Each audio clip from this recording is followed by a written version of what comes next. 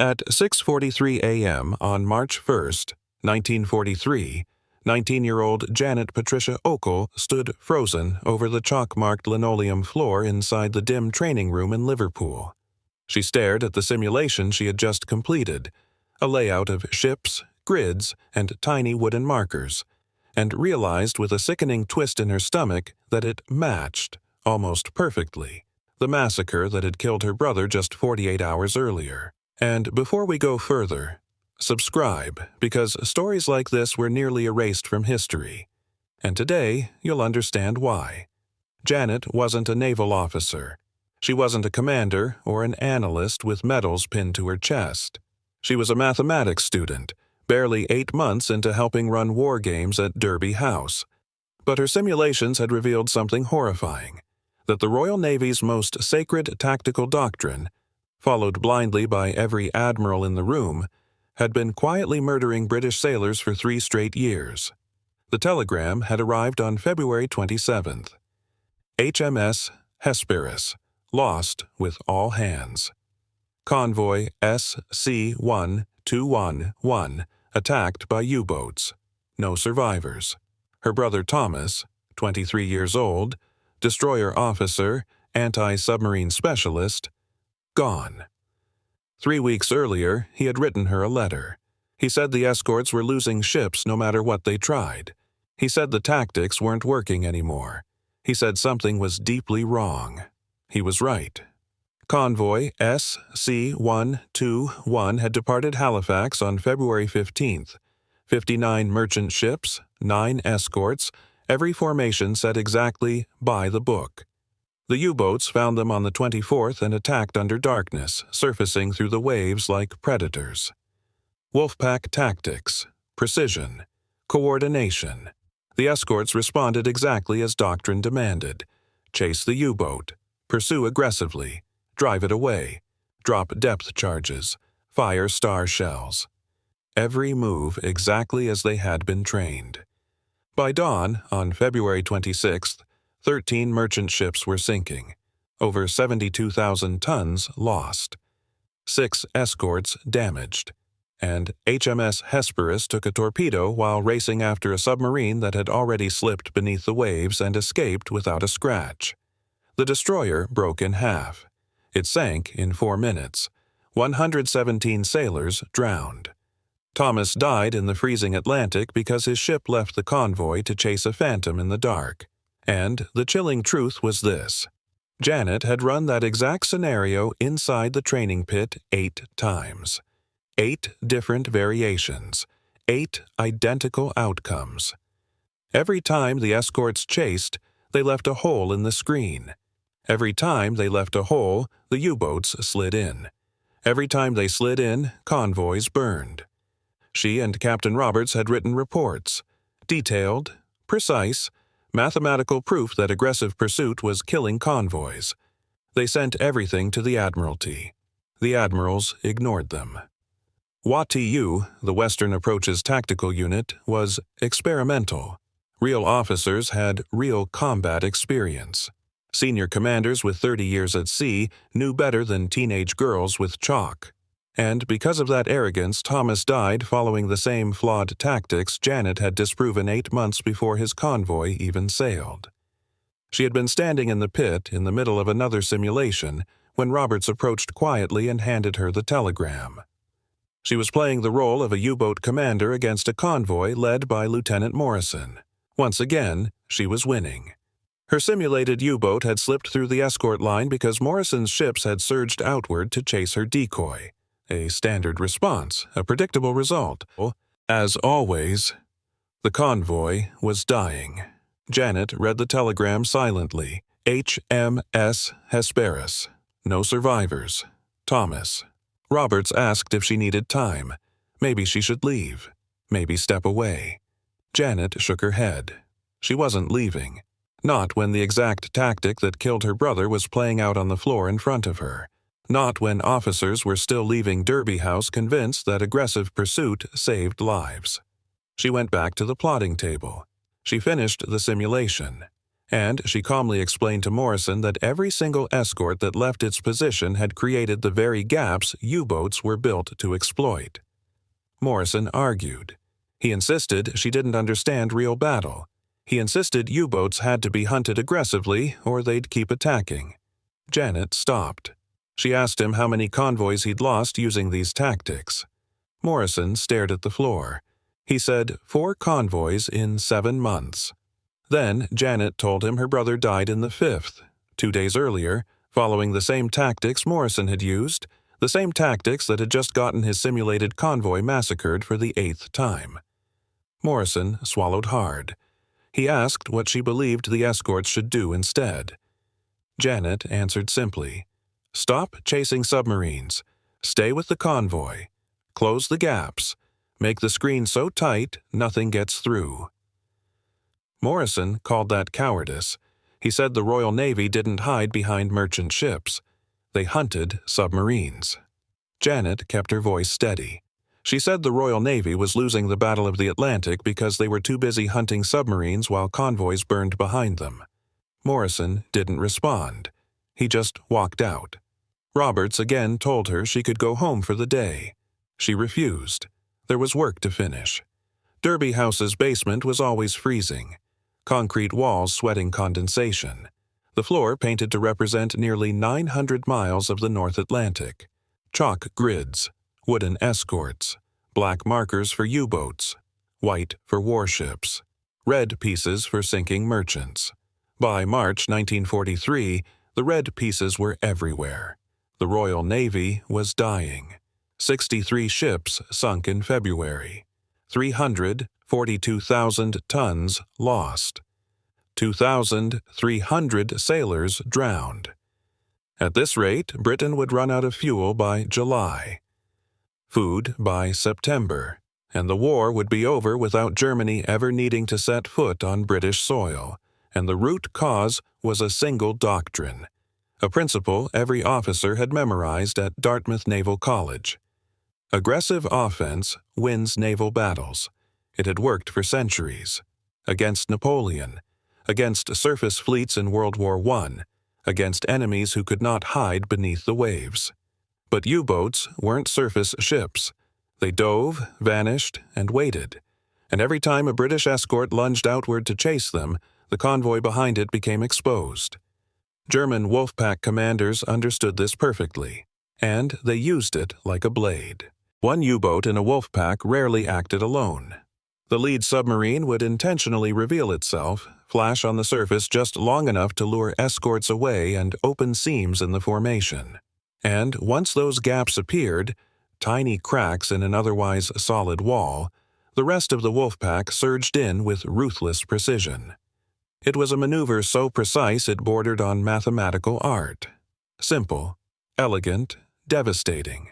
And every single time, British escorts fell for it because doctrine demanded aggressive offense. Because 2 centuries of naval tradition insisted that victory came from hunting the enemy, not protecting the convoy. Because officers who'd spent 30 years at sea could not imagine that their most sacred principle had become obsolete. Janet, meanwhile, had none of that tradition. No sea legs, no inherited doctrines, only mathematics. And 8 relentless months of watching simulation after simulation reveal the truth. Aggressive pursuit didn't save convoys. It destroyed them. She'd been recruited into WATU in July 1942, pulled straight out of school.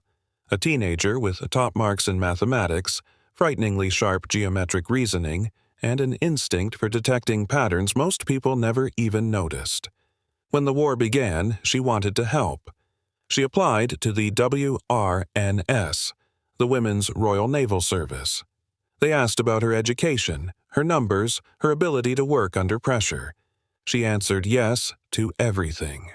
3 weeks later, she received sealed orders to report to Derby House, Western Approach's tactical unit, a place so classified it barely existed on paper. No one outside a select circle knew what happened beneath its concrete floors. When she arrived, Captain Gilbert Roberts briefed her on their mission. WATU's purpose was simple and revolutionary. Create tactical breakthroughs through full-scale floor war games.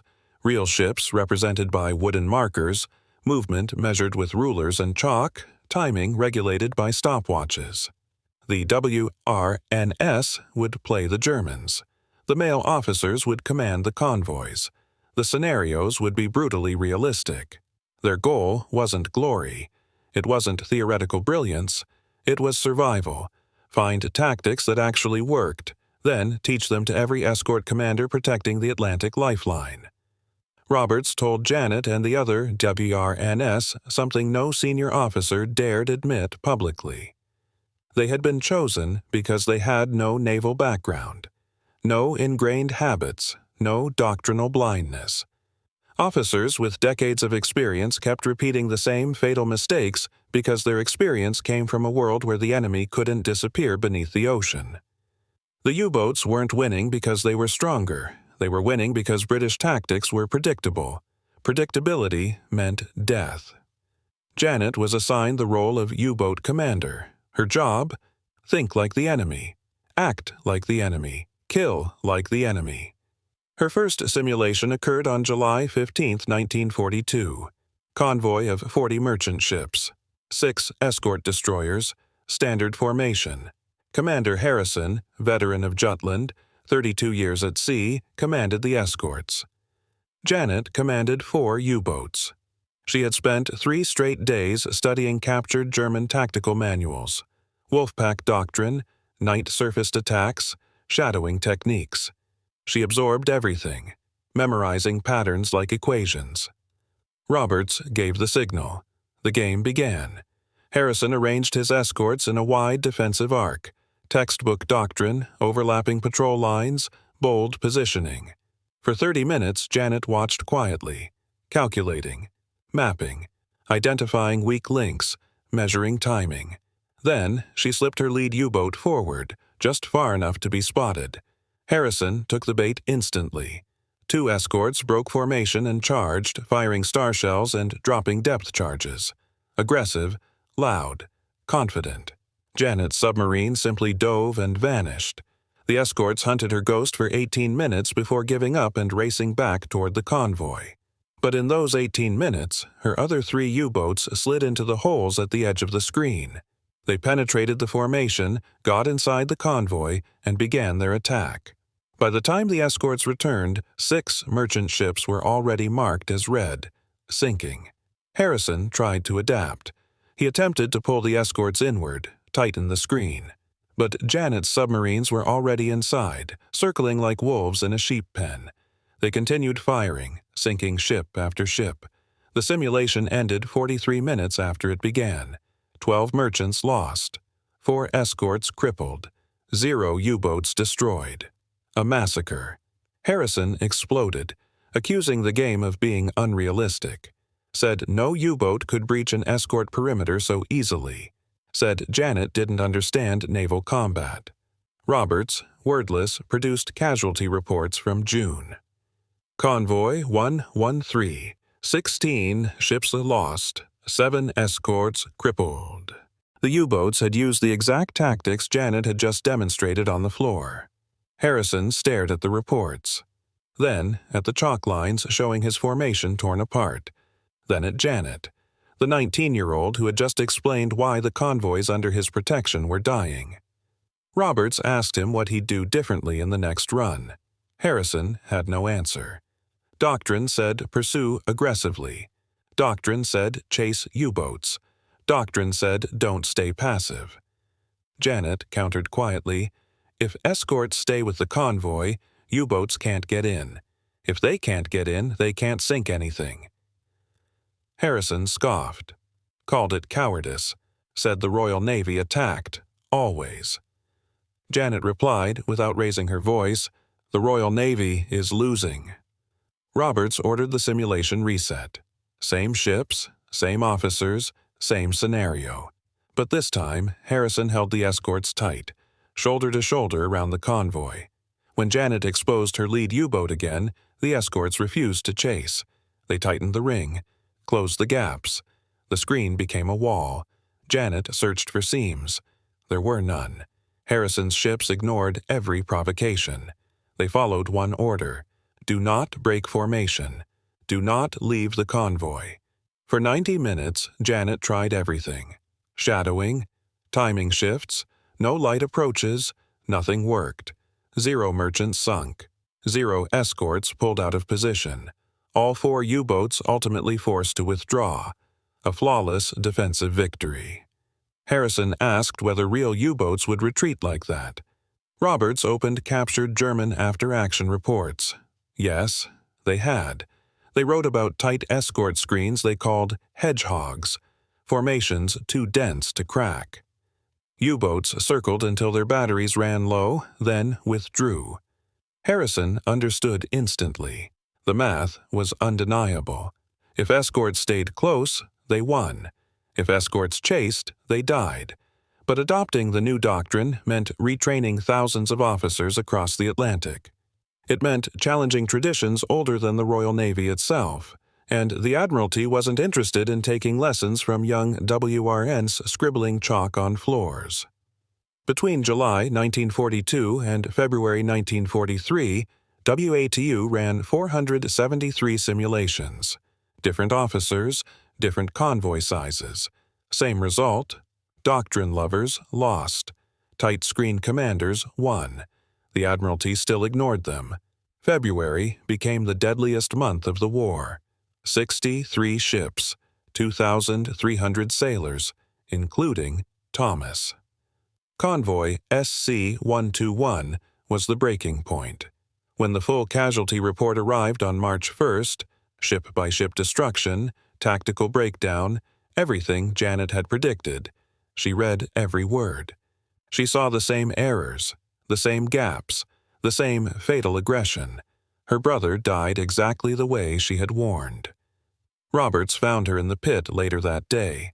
She was replaying the SC-121 attack from the German perspective, plotting the same moves the Wolfpack had executed.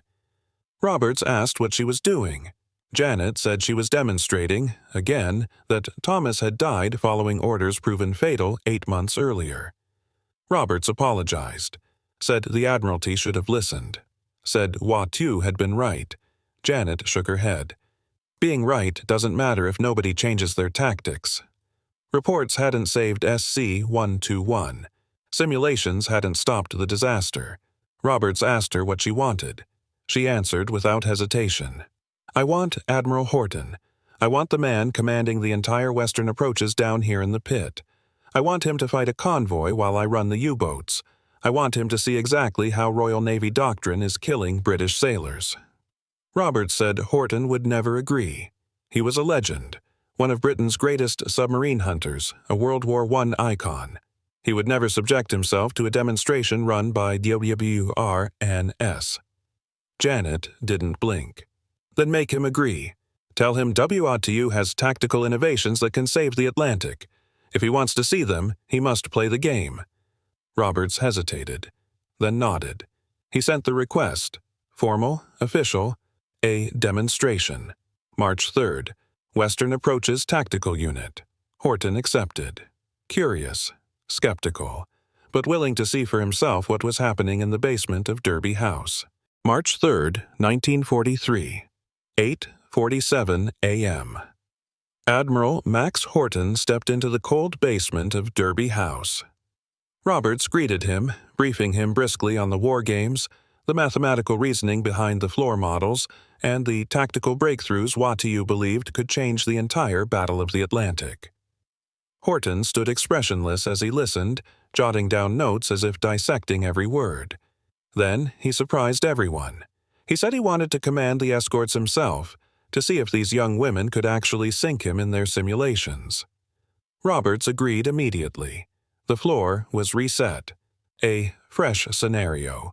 50 merchant ships, 8 escort destroyers, storm-level winter conditions, poor visibility, mid-Atlantic.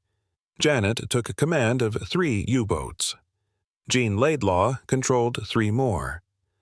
After 8 months of relentless war games, both girls knew exactly where every escort would drift, where the pressure points formed, and how every doctrinal gap widened when chased. Horton surveyed the plotting table, then positioned his destroyers exactly as tradition dictated. A wide defensive ring, aggressive spacing, layered sweeps. Janet recognized the formation instantly. The same pattern commanders clung to, the same pattern that failed convoy after convoy, the same pattern that had killed Thomas. Roberts gave the signal. The simulation began. Janet studied Horton's formation with the calm detachment of someone performing surgery. She wasn't angry, she wasn't grieving, she was calculating.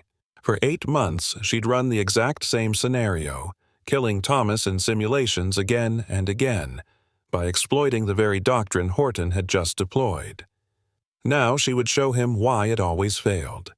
She deliberately eased her lead U-boat into sight at 9:14 a.m., just long enough for Horton's escorts to detect her.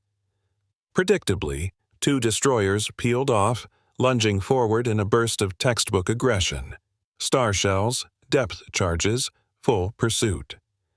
Janet's submarine dove silently and vanished into the chalk grid. Her stopwatch started. Every second those escorts spent hunting shadows was a second the convoy was left exposed. Meanwhile, Jean's 3 U-boats glided straight through the gaps the escorts had abandoned. Horton's perimeter was collapsing. Escorts scattering.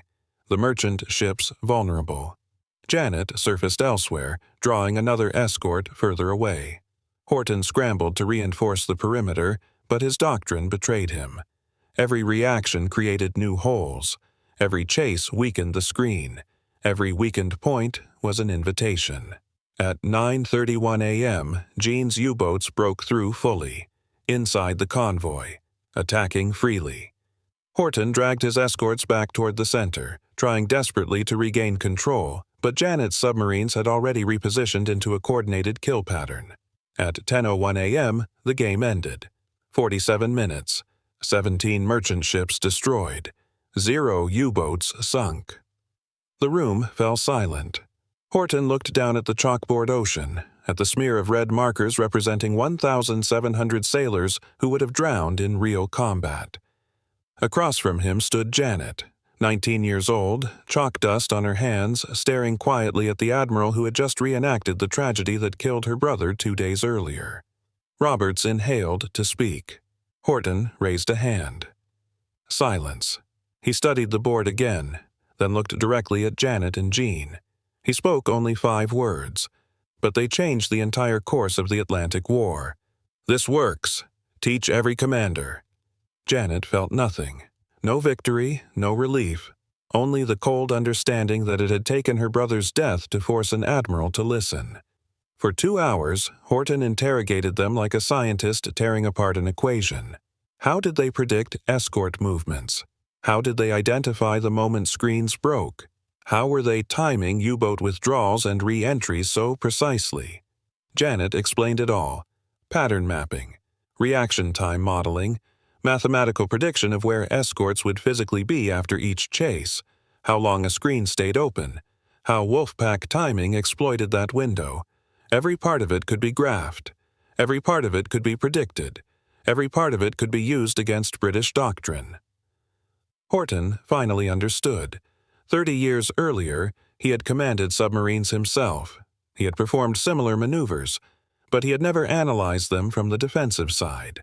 He had never realized how British tactics practically invited U-boats to feast on convoys, how predictable responses were, how easily the Wolfpack exploited them. He asked why the Admiralty had ignored Wattu's recommendations. Roberts answered bluntly. They said simulations weren't real. They said experience mattered more than chalk. They said floor games couldn't understand the sea. Horton asked the next question quietly. How many convoys would fail under current doctrine? Janet didn't hesitate. All of them. If escorts kept chasing U-boats, every convoy would lose ships. The math wasn't subjective. It wasn't emotional. It was absolute. Horton asked if she could prove it. Janet replied, I already have. 63 times in 8 months, including SC-121. She had run that scenario 8 days before the real convoy sailed, predicted the escorts would chase, predicted the Wolfpack would exploit the openings, Predicted 13 ships would be lost. 13 ships sank. Horton's face changed. He asked if any of them were Royal Navy vessels. Janet answered, "Yes, HMS Hesperus. My brother served on her." Horton didn't speak for 30 seconds. Then he asked what tactics would have saved the convoy. Janet explained the tight screen doctrine. No chasing, no gaps, no aggressive lunges. Maintain formation integrity. Build an unbreakable escort ring. She reset the board and ran the SC-121 scenario again. Same German positions, same U-boats, same initial conditions. But this time, the escorts held. Tight. Disciplined. Unmoving. Janet tried slipping through. Nothing. Tried timing a feint. Nothing. Tried pressure on multiple angles. Still nothing. 0 merchants lost. 0 escorts mispositioned. All U-boats forced to withdraw. Horton asked if real German commanders would actually retreat. Roberts opened captured German reports describing the exact same thing. Iron-tight escort screens they couldn't break, defensive rings that forced wolfpacks to give up the attack entirely. Horton nodded slowly. Lesson learned. Then he gave orders that rewrote the war. Every escort commander in the western approaches, every single one, would be sent to Watiu. They would train under the new doctrine. They would fight simulations against WIRNS using authentic German tactics, and they would lose again and again until they understood why aggressive pursuit guaranteed convoy destruction. The order went out March 4th. Within a week, officers began pouring into Derby House, older commanders with decades of service, young lieutenants with polished uniforms, all of them forced to stand in the freezing basement while teenage women sank their convoys with mechanical precision. Some officers accepted the lessons immediately. Others were furious, offended at being instructed by girls barely old enough to vote. Roberts didn't argue with any of them. He simply reset the board. The resistant officers were always the easiest to break. They would sit down, confident in their experience, and Janet would take command of the U-boats. She would exploit every doctrinal habit they relied on, every aggressive chase, every textbook maneuver, and she would massacre them, every time, without mercy. Some complained she was unrealistic, too aggressive, too perfect in her timing. Roberts would open real German battle reports.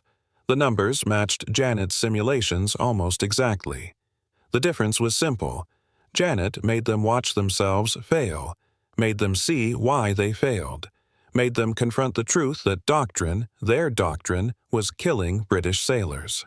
Between March and July 1943, Watiu trained nearly 2,500 Royal Navy officers, grinding through continuous simulations, endless board replays, and ruthless tactical breakdowns.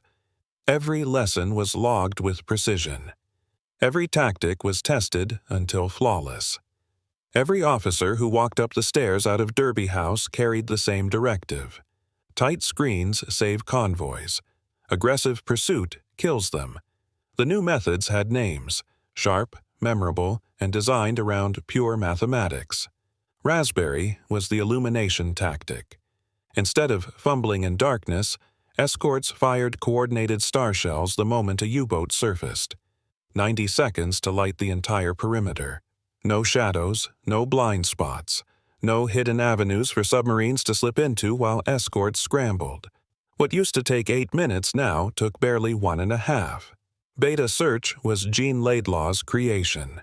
She understood that wolfpacks shadowed convoys from predictable trailing positions based on speed, heading, and moon phase. Beta search calculated those positions, plotted them, and sent escorts directly there. The U-boats were forced to submerge or retreat before they ever attacked. Pineapple was the tactic for saturation assaults. When multiple submarines attacked at once, escorts shifted into overlapping zigzag patterns, lighting the sea with constant starshell curtains. The interlocking fire lanes shredded wolfpack timing, making coordinated torpedo strikes nearly impossible. Step aside was Bobby Howe's torpedo evasion maneuver. German engineers had built torpedoes that homed in on propeller noise. Step Aside used micro-timed course changes to break the acoustic lock. The torpedo's guidance snapped, veering harmlessly into the void. All of these life-saving methods were created not by admirals, not by fleet veterans, but by WRNS women: Janet, Jean, Bobby Howes, June Duncan, Margaret Roberts, young mathematicians who had never been to sea. They built these tactics from chalk and logic, running thousands of simulations, testing every variable imaginable, refining their methods until they were statistically perfect. And then they taught these innovations to men who outranked them by decades, men who didn't always want to hear what teenage girls had proven. But the results were undeniable. May 1943 became the worst month in U-boat history. 41 German submarines were destroyed in 31 days. Grand Admiral Dönitz called it Black May, a month where the Wolfpack strategy collapsed. By June, he withdrew his submarines from the North Atlantic entirely. The Wolfpacks were shattered. Convoy losses plummeted by 73% between March and September. Supplies reached Britain. Fuel arrived. Food returned. The starvation threat was broken. The Battle of the Atlantic shifted in a mere 4 months, not because of some secret weapon, not because of radar or code breaking, but because teenage girls with chalk demonstrated that defensive escort screens worked, and chasing shadows did not. Because Janet Okel, driven by grief carved into her bones, used her brother's death to force a navy of traditions and hierarchies to abandon doctrine that had been killing sailors for years. HMS Hesperus was never replaced. Thomas never came home. But the doctrine that drowned him was gone forever. After March 1943, every convoy that sailed out into the Atlantic carried a formation built on the math Janet had proven: tight screens, no chasing, no gaps, and convoys began to survive. Not hundreds, thousands. Tens of thousands of sailors lived because someone finally listened. Janet worked at WA2 until May 1945. 3 grueling years inside the cold pit, teaching, training, recalculating. She personally instructed more than 5,000 Allied commanders from American, Canadian, Norwegian, and Polish fleets. Every Allied navy running convoys across the Atlantic sent officers to Derby House to learn from the women whose chalk saved ships. The new tactics spread rapidly. The U.S. Navy adopted Raspberry and Beta Search in July 1943. The Canadian Navy instituted Pineapple and Step Aside by January 1944. By mid-1944, U-boat activity in the North Atlantic had nearly ceased. They existed elsewhere, but the central artery of the Allied world was safe. When the war ended, Watu's work was sealed behind classified files. Every WRNS member, including Janet, was bound by the Official Secrets Act. They couldn't speak about their service, couldn't put it on job resumes, couldn't explain to friends or family what they had done. Janet married in 1947, became a mother of 3, worked as a mathematics teacher, and said nothing of the war. 30 years passed with only a handful of veterans aware of what she had accomplished. In 1974, the government partially declassified Watu's work. Books emerged describing the Battle of the Atlantic, but they focused mostly on machines: radar, sonar, Enigma. The WRNS women were footnotes, often described as assistants or game facilitators, not tactical innovators, not doctrine breakers, not the minds who turned the tide. Janet didn't seek recognition. She believed saving lives had been enough. But history eventually caught up. In 1998, a comprehensive study concluded that Watu's tactics had saved an estimated 4,000 merchant ships and 48,000 Allied sailors between 1943 and 1945. 48,000 men who would have drowned. 4,000 ships that would have vanished beneath the waves. Saved because teenage girls recognized mathematical patterns that admirals refused to see. Janet was 73 when the study was published. She granted a few interviews, calm, modest, deflective. She insisted it had been a team effort. She said Captain Roberts deserved more credit, but the officers trained at Watu remembered something different. They remembered a young woman standing at the plotting table, chalk in hand, syncing their convoys over and over until they understood. They remembered waking up, stunned, realizing their doctrine had been killing the very people they were sworn to protect. Admiral Sir John Ewan, who trained at Watu in April 1943, said, "Miss Okel taught me more about anti-submarine warfare in 3 days than I learned in 3 years at sea. She sank my convoy 6 times and explained every mistake with such clarity I felt ashamed for not seeing it myself. She saved my life. She saved my entire convoy, and she did it with chalk before we ever left port." Janet Patricia Okel died on November 5, 2009, at 86 years old. Her obituary in the Times was 1 paragraph, a simple line noting that she had served in naval operations during World War II. No mention of WATU, no mention of the 48,000 sailors saved, no mention of how she reshaped modern naval doctrine. But the tactics survived. The defensive screens, the illumination patterns, the predictive models, the evasion methods, they live on in navies worldwide. The U.S. Naval War College still teaches escort doctrine rooted in WATU. The Royal Navy Manual still refers to variants of Raspberry and Beta Search. Yet, almost, no one knows her name. If you visit the National Maritime Museum in Greenwich, tucked in a quiet corner, there's a small display for WATU. A few photographs, the floor grids, the wooden ships. Among them is one image from 1943, 11 WRNs standing in the pit. Janet is the third from the left, 19 years old, chalk in hand, looking directly at the camera with calm determination, unaware that the ideas she was crafting would save tens of thousands of lives. That is her real legacy. Not medals, not fame, but courage. The courage to tell admirals they were wrong. The courage to challenge traditions that were killing sailors. The courage to let mathematics speak when hierarchy refused to listen. Wars, ultimately, are not won only by generals. They are won by people like Janet, people who see patterns others miss, people who force change when lives depend on it. Janet Okel stood in a freezing basement 2 days after her brother's funeral and proved to Britain's most celebrated submarine hunter that his doctrine had killed her brother and would kill thousands more. She sank his convoy in 47 minutes, exposing every flaw, every gap, every fatal assumption. And almost no one knows her story. But now, you do. If this story moved you, even a little, do one thing for us: hit the like button. Every like tells YouTube this history matters, and subscribe to the Blackout Files so we can keep rescuing stories that were nearly erased. Comment your thoughts, your country, or the name of someone in your family who served. Your engagement keeps these forgotten heroes alive. Thank you for watching.